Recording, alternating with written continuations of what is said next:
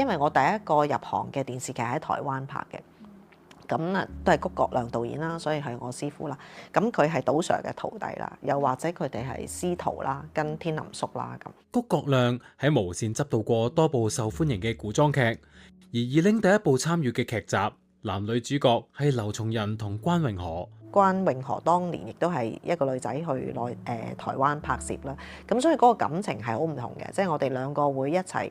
唔開工嘅時候去打保齡球啊。兩個女仔去唱 K 啊，即係嗰種關係嘅，咁所以嗰個建基裏邊係好單純嘅，好純粹。佢又唔會睇唔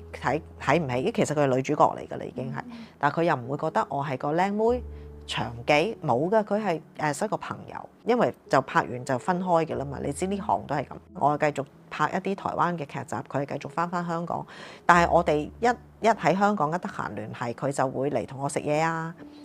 車我去西貢好遠食飯啊、傾偈啊，咁所以我哋係唔係嗰隻日日通電話？就當年都唔會通到電話，唔係嗰隻啦。但係一有時間就會聯絡，而講嘅嘢都幾心底嘅，即係你屋企點啊，你爹哋點啊